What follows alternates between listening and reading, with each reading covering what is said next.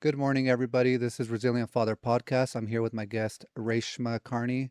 Miss Kearney, how you doing this morning? I'm good, thanks. How are you? Not too bad. I know we've been trying to set up this for a while, so I appreciate you taking time out of your day to join me for today's podcast episode, Well, thanks for having me. for sure. So why don't you tell us a little bit about yourself and the purpose of today's episode? Yeah, I am a trauma-informed yoga teacher and grief guide. I got into this work about a little over a year ago, when I started sharing my personal story of loss, grief, and trauma. My husband, Sean, died by suicide in September of 2022. And together we have three children. They were 10, 8, and a brand new 7 when he died. And it took about a year and a half for me to start talking about our experience with people outside of our immediate circle. And when I started doing that, I also got back onto social media, Instagram in particular, and started sharing my story there. And I did that for a couple of reasons. First and foremost, it was to start raising awareness around suicide loss and men's mental health. It was also to share my family's journey in processing grief and beginning to heal. I saw that the kids and I were, after that time, after a year and a half, that we were starting to heal. We were in a much better place. And we had varying degrees of therapy and outside support, but most of our work was being done in our house, within our family. We used a lot of mindfulness practices, movement, nervous system regulation. And I wanted to share that with others to show people that one, healing is possible, and two, it's not just about seeing a therapist or taking medication. There are so many other ways that we can begin to heal. So I know that's something that a lot of people kind of misunderstand when it comes to men's mental health. At least for me, I've struggled, you know, I was 17 years old when I don't know if you watched the video that I had basically posted about, having my dad essentially telling me to end my life, due to some circumstances that happened throughout that day. And so even till this day, I'm 35 years old. I've kind of lived, most of my adult life not wanting to be here, Mhm. for personal reasons. And it wasn't up until about, I would say this year in January, where I was, kind of focusing more on, what, maybe I think I want to live now, but I want to live on my terms. Um, and a lot of that stems with, you know, at least for me, I can't speak for every man, but I know for men, you have to put on this tough front. You have to be the one that's the protector. You can't show signs of weakness. Mhm. Especially if you have a family to take care of. Um, and so I don't want to get too much into my line of work, but last year there were I guess, 9 coworkers in a span of 1 year, 8 men, one female that committed suicide. Mhm. And three of those suicides were in December. And that kind of like every time, you hear about it, for me, it's a very tough subject because, I'm there mentally, I'm there, or Mhm. I was there. And, I just got tired of that being the only option. And so I kind Mhm. of shifted my focus to there has to be a better way than just saying, "Hey, you should reach for help." Because Mhm. it's one thing to say, "Hey, man, you should get help," Mhm. and it's another thing to actually sit there and listen to somebody talk about their problems and actually try to help them come up with a solution or to try to help them come up with a plan. Instead of just saying, "Oh, well, thanks for telling me," and then you never talk to this person ever again. And so I shifted to kind of opening up in front of coworkers. I think January 7th was the first day that I kind of spoke up about it. And it was about 40 coworkers. We have a weekly training, so every week you have 40 people, you know, and it's you go during your birth month, and basically every week it's 40 new people, 40 new people go to Mhm. their training. And so I took it upon myself, and I kind of went up to the instructors and I said, "Hey, would you mind if I came in during, we call it a suicide awareness class? Would you mind if I came up and I taught the class and I basically shared my experience?" And they gave me the go ahead. And so I did that for about about 3 months straight. Every week I went in there, told my story, um, and about a month ago or 2 months ago, there were some changes with the training, so I'm no longer able to do that, which is fine. That's okay. So during that time, that's kind of where I started the podcast, and I said, Mhm. I'm gonna basically do this podcast, not so much for me, because I'm kind of a hypocrite when it comes to talking about things and opening up. But I wanted to start the podcast for other men to basically Mhm. have an opportunity to come forward, or women also. It's not just for men, women that, like in your situation, you deal with it firsthand. And there's also women that struggle with mental health issues. Mhm. So it's just a podcast where people can come, people share their story, and that's where I'm at. And my plan is to kind of grow this. I know it's going to take some time, but the more people that come on as guests, it kind of makes it to where people can kind of go to my page and be like, "Hey, look, these people are talking about it. Maybe I can talk about it." Mhm. And not necessarily talk about it in front of the world, but talk about it with someone that they trust, or a therapist, or a psychologist, or whatever the case may be. Um, but I wanted a little bit background on your husband. Would you mind sharing what his background was? Yeah, Sean was an orthopedic surgeon and a lieutenant colonel in the Army. He had separated from the Army 9 months before he died by suicide. And he was from the Northeast, an avid skier, an outdoor enthusiast, a really fun and adventurous dad to the kids. And he was the kind of guy that could talk to anybody, whether they were 8 years old or 80 years old. He knew how to make people feel seen and heard. And it's sad to think about that sometimes because I imagine he didn't feel seen and heard himself. Yeah, I can relate to that. We have to be there for everybody else, and we focus Mhm. on everything else around us, and we fail to focus on ourselves. Mhm. And that's definitely something I've struggled with. I think it's just my dad was pretty rough growing up, and we grew up with family businesses, so I've been working since pretty much the age of 5 in some capacity in the family businesses. And even into, being an adult, I've always worked. And so I'm one of 7. I feel like I've been actually, I'm the most responsible. I can I can say that for a fact. Um, I've gone through, I would say, me and my sister, we all went through some form of abuse, but me and my sister were the ones that had the majority of the abuse. Mhm. And I think from just being so, trying to be like a protector, or trying to be responsible, or trying to be hardworking, that just kind of carried into, getting married, having kids, you know, putting them as a priority and not taking care of myself. And Mhm. so I'm really wanting to, that's part of my growing process, as part of me, changing, learning how to, take a breather as best as possible. It's kind of hard when you got 3 kids, and have a job, and then having to come home, and then, take care of the kids and stuff. Um, I know it's tough. So did your husband, so you said 7 or 8, 9 months after separating from the military? 9 months. 9 months? Mhm. Okay.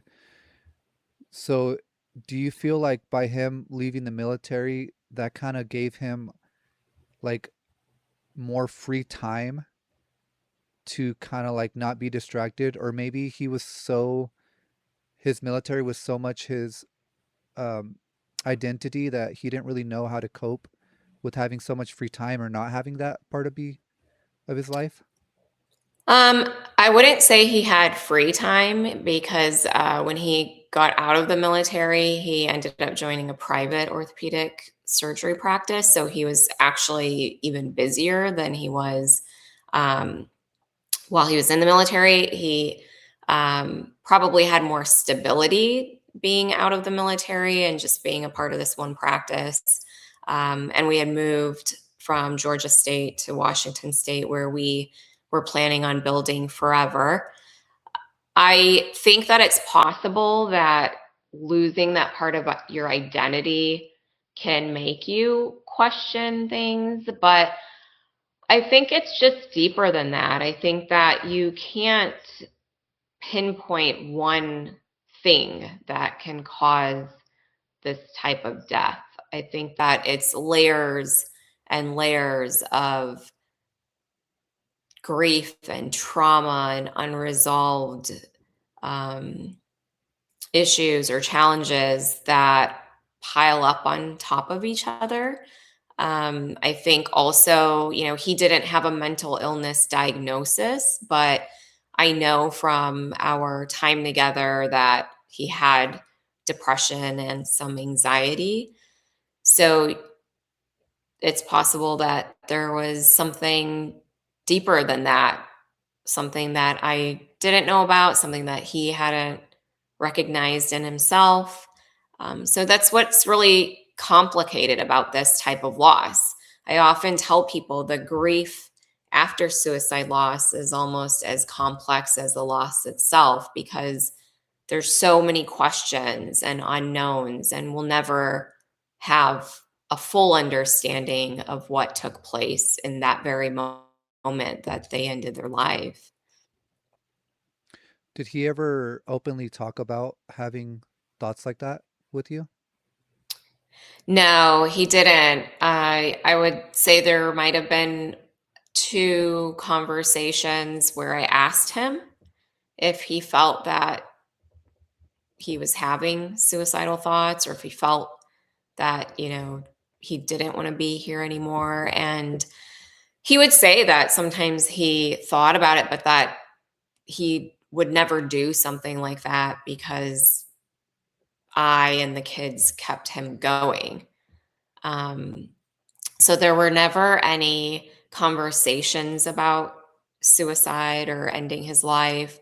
There were never any signs in the way that we are told signs exist. I have a love hate relationship with suicide prevention campaigns because you see these lists of signs like giving things away or detaching or talking about not wanting to be here. Um, so many people don't see those signs in their person before their person dies. And I think when we share lists like that and we share these messages of prevention, we're putting a lot of pressure and added guilt onto the survivors of suicide loss. And it's not fair. We already have enough to process. So to have that external pressure added onto us, it's a lot. I mean, I think a lot of that too can be misinformation, like I mean, I'm pretty sure there's cases, they had to come up with the info somewhere, but like giving the property away, things of that nature. I think I mean, I'm still here talking to you, so I haven't gone through that step yet. And Hmm. I hope to never, have to. But, I think a lot of it might be a spur of the moment decision, you know. Hmm. Um, I'm not saying every situation's like that, but if I had to take a wild guess, I would be like, it's something if you've been thinking about something for a long time and the more you think about it, your thought process stays the same, I would think that when the time that you'd make that decision, it would be an instant decision without you planning the steps of what you're going to do before you do that. Right. Because Yeah. I feel like you might, I mean, if I had to assume, I think that person might be scared and pull out if they start planning these things step by step.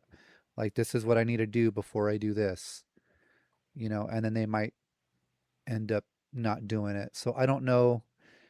Again, I guess everything's a case by case scenario. I don't Hmm. know the statistics. I don't know. I don't personally know anybody like on a really personal, deep level that has gone through that. So I can't Hmm. really go from there.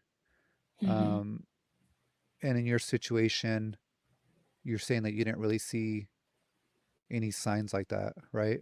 Yeah, no signs. I mean, in fact, we were starting our forever, having gotten out of the military and finally living in the state that we wanted to live in. We had a lot of plans.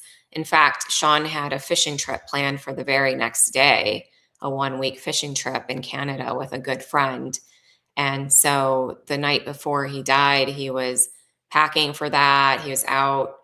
Um, Practicing with, the different fishing rods, and went out and got all his snacks for the drive up there. That was September. We had made our plans for winter vacation the following spring. We were looking at homes. So, yeah, there was no indication to me that this was going to be our future.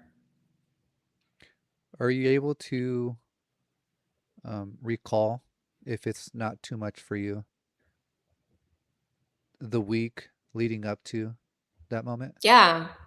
Yeah, the week leading up to his death was like a mix of emotions. 6 days before he died, our youngest turned 7. So around that time, we had a birthday party for her. We were new in the area. And so she had invited a lot of friends from school, and their parents came. And it was a great day. He was doing all the things that he normally did.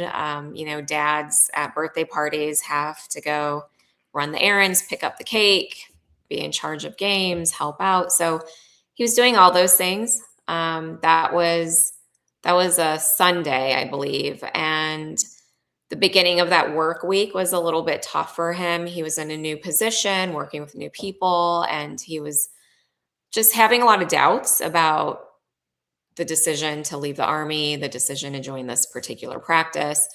And even seeing all of that, I just chalked it up to growing pains, in a new environment. And yeah, the night before, we had another pretty heavy conversation about work and the move out there, and just kind of talking about his doubts. And I could see that he had some anxiety about it, but never thought, when we went to bed, I never thought that the next day he would end his life. There wasn't anything in our life at that moment that seemed catastrophic to me, right? But now, almost 4 years later, reading, talking to people, just learning, I can imagine that what might not have seemed catastrophic to me might have seemed that way to him, right? You mentioned it earlier, just being a man, having a family, being the one responsible for the family. Um, his doubts about work might have felt bigger than what I perceived them as. Did he have a good, if you feel comfortable, a good relationship with his parents, or did he have a tough upbringing? He did have a hard childhood. Parents split up, and he lived with one parent. Siblings lived with another, and there was a lot of strain there. And he lost his dad at a pretty young age. Well, not as young as our kids, but at the time when he was 27 and I was only 25, I felt like that was really young to Yeah, lose a for sure. dad. Um, and so, I think he had a lot of things happen in his life and wasn't able to process those fully. Especially now that I'm seeing how my children and I are processing his death and moving through our healing. I know for sure he didn't have that space growing up or even in his um, early adult years when he lost his dad. Yeah. I mean, I have my mom passed away when I was 11. Um, was it 11 or 12? 2000. I was going to be 12, but I was 11. Mm, And my stepmom, she's been raising us since the age of like 3, I want to say. Around I was 3 mm, years old. So she's been around there, in a mom role, but not the best relationship growing up with my parents. Now that I'm older, my relationship with my mom is a lot better. Um, I would say we have a good relationship. I have a lot of love for her. My dad, we talk and stuff, and he says he'll try to do better in certain aspects that we've talked about. But um, it's I mentioned to him like, hey, if you want to have a relationship, you need to be the one that makes the effort. You need to reach out to me. You need to do these things, and so he's trying, I guess in that mm, situation. But one thing that I made sure that I did when I had kids, I have a son and a daughter, and then I have a stepson. Um, was that whatever, however I was raised, I was going to make sure that my kids were not raised like that, you know. mhm, And so I've made it I guess, my kids are my personality, you know.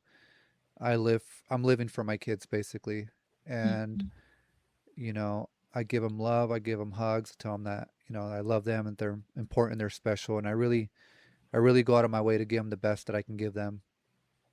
And like your husband, he said that oh, I would never do that because I have to take care of you and the kids, and it wouldn't be right. It would be selfish. You know, I'm in that same thought process. You know, and that's not a guarantee.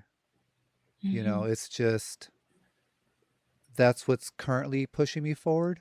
Is having my kids to take care of, and that can change any moment. You know, mhm, whether it has to do with some kind of mental illness, I guess you could say, because I do deal with depression, but mhm, I don't I don't deal with anxiety. I don't deal with um, what are some other things that people struggle with, I guess. Um, I'm a social person, so I can talk to just about anybody, you know. mhm, But I can also be a very quiet person where I can basically tell you know everybody to leave me alone. I don't want to talk to nobody. So it's just a change of I guess emotions. I don't know.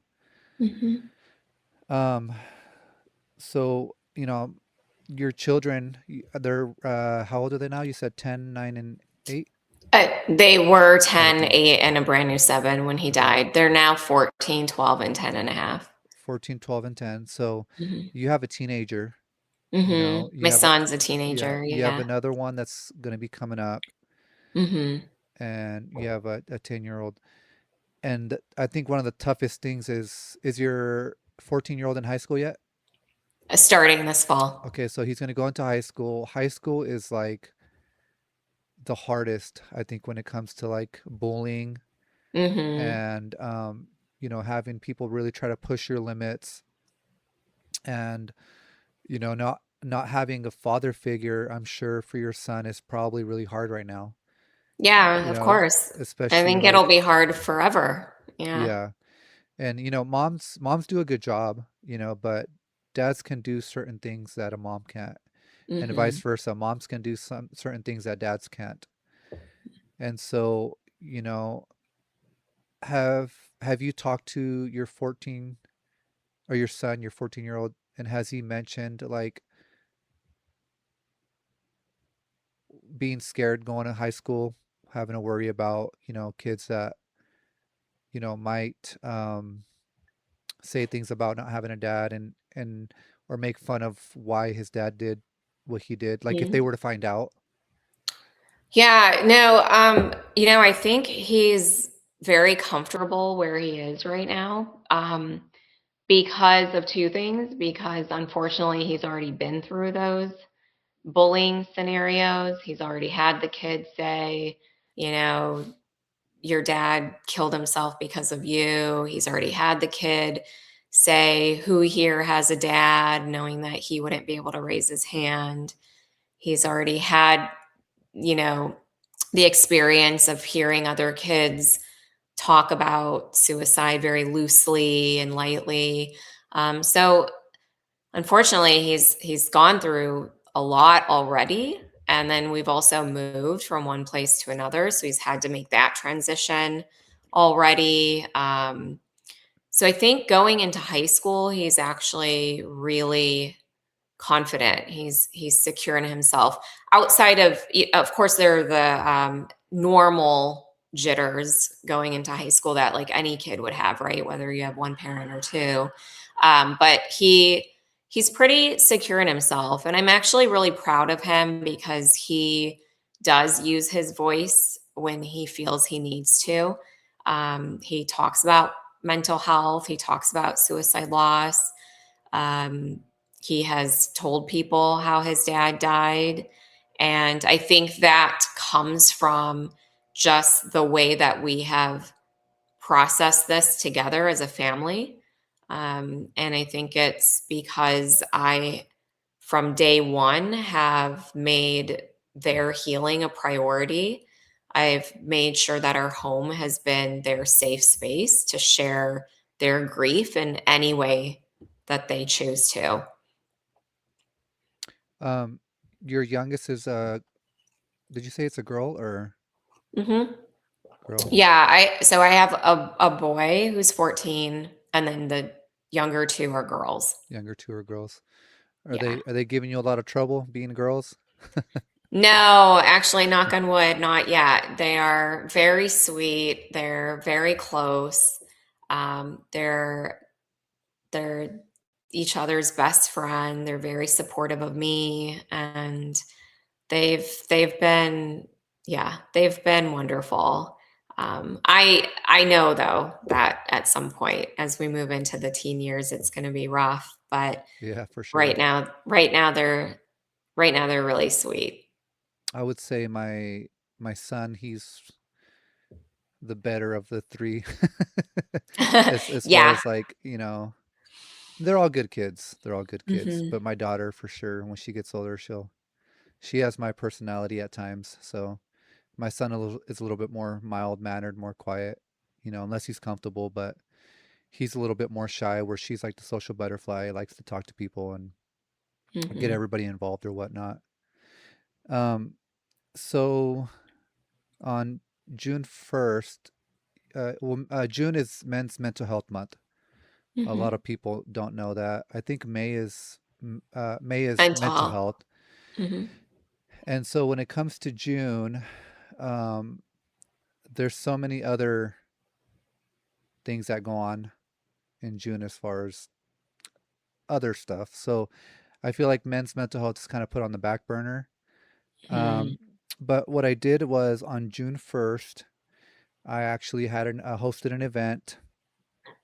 I invited like 100 people, and it was going to be a drive for Men's Mental Health Month. We were going to meet at the spot. We were going to take a 10-minute ride out to this location that I had picked, and I was gonna kind of, it was a moment of silence for for those men that have committed, suicide, kind of like moment of silence. Two people showed up. Oh, wow. Yeah, nobody in my family showed up. Parents, mom, brothers, sisters. I had a bunch of friends that I invited, coworkers, and only two people showed up. I was pretty upset. Mhm. I was pretty disappointed, not because I felt like they weren't there to support me, just because I felt like the whole purpose was for people to show men that, they care, Mhm. you know. Mhm. I don't Sadly, I don't care about myself. That's always been my mentality. But I do care for other people because I don't want, say, a guy friend. I don't want him to have to take his life and then have his wife and kids suffer. Mhm. That's my way of thinking. And after about, a day or two, I had talked to a coworker. I forgot what we were talking about, and they had mentioned that they don't really like to be around people, or they don't really like to talk about, things when it comes to talking about your feelings or whatnot. And so I went from being upset to being understanding of why the other 98 people didn't show up. I was like, well, maybe maybe they had stuff going on and they couldn't make it, or maybe they just don't feel comfortable being in that situation. Maybe they were misinformed on what was going to happen, you Mhm. know. And so I started making excuses for people because I really like a lot of these people. If I didn't like them, I wouldn't have invited them. Mhm. Um, and that's a thing I think that I can do for myself, and I think a lot of people, men and women, do for themselves, is that whenever I think something doesn't go the way they plan, they kind of shut down. And so like when you're asking for help and nobody's there to help you, you shut down. Mhm. And then whenever you felt comfortable to talk about something, you no longer feel comfortable talking about it because nobody's there for you. Nobody's there to actually show that they care. And Mhm. so I know why people don't talk, men and women. You know, once you feel like you've been failed, or once you feel like your friends or your family have failed you, your thought process is like, well, then why even talk about it? Mhm. If nothing's going to happen, nobody's going to listen, nobody's going to support or care, why talk about it? You know? And so, even when I was giving those courses of, talking in front of my coworkers, 40 people, um, I would say I was friends to about 10 of those out of, say like out of 200, I'm friends with about 10 of them, right? Mhm. After sharing my story, not one ever reached out to me or texted me like, "Hey, I didn't know you went through that stuff. I didn't Mhm. know you were struggling like that." You know, and that kind of hurt. I'm not gonna Mhm. lie.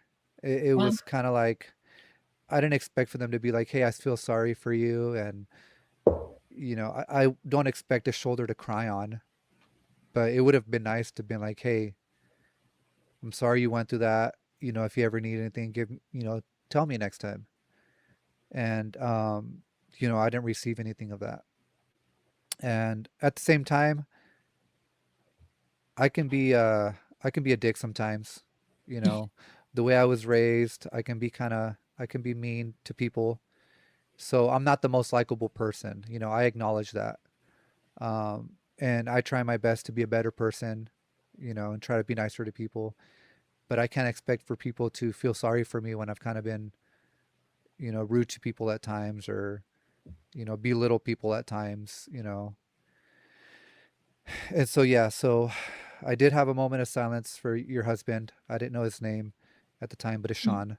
Mhm. Thank you. And for, some coworkers and just really anybody that, has gone through that, and for their families.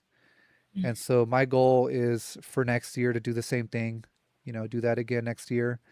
Hopefully more people will show up. Hopefully this page will grow. And who knows, maybe you're in LA area, or Mhm. Yeah. maybe you take a 2 hour drive down here and join us.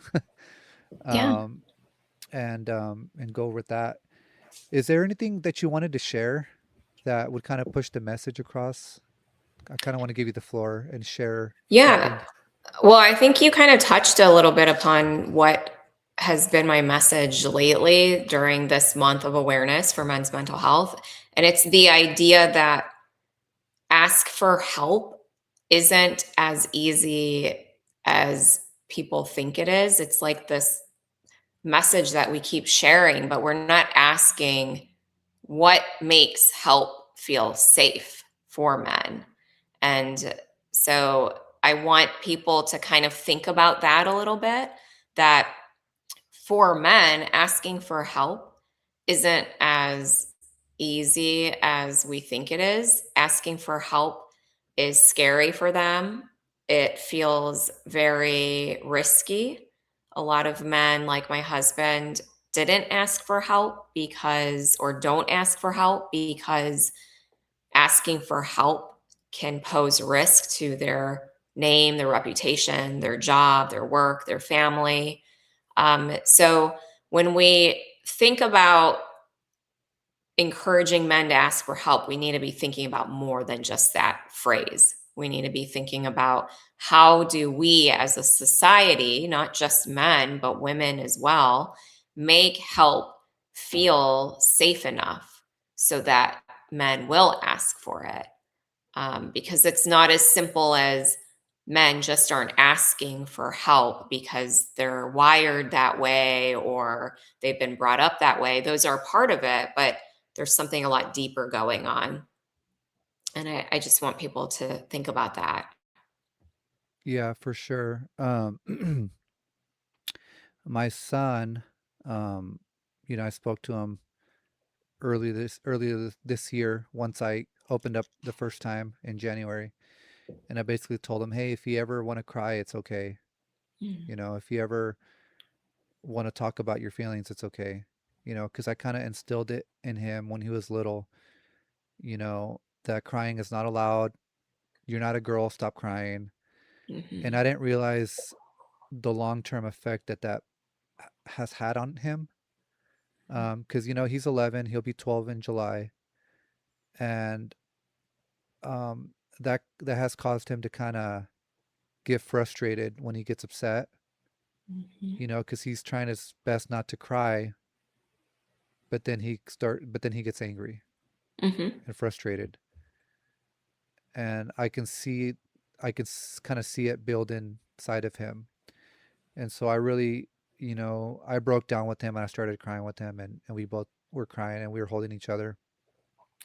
And I told him that I loved him, and I told him that I'm sorry for, all the stuff that I made him go through, with just that aspect alone. Um, and so I think for him that was a sigh of relief, being told that, hey, it's okay to have these feelings. And so I'm really trying to make sure that they don't have to ever go through anything that I have have had to go through. And I think I'm doing a pretty good job, but I know that in that particular aspect I had failed. Um, but no, they're doing good. We are going to finish this episode, but before we finish this, I would like you to take this time now to give a private message to each one of your kids. mm. And that way, if they ever see this episode, whether it be today, 5 years from now, I want you to take this time to go ahead and give them a message. Oh, that's really special. Thank you. Um, I think I would just give the three of them one message combined. I would want the three of you to know that if your dad were here today, he would be really proud of you. And I'm sure that even wherever he is now, he is proud of you. And I would want to remind you that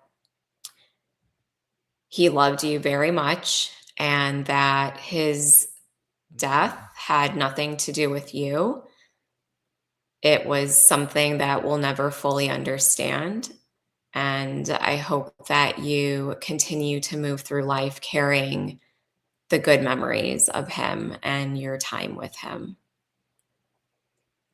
Well, thank you for that message. I'm pretty sure that they'll appreciate it and love it. Thank you. And I know that they appreciate you, for being there for them. They probably see the struggle or the not necessarily struggle, but I'm pretty sure they see the effort that you're doing to keep the family whole, because it's all on your shoulders, Hmm. having to keep the family whole.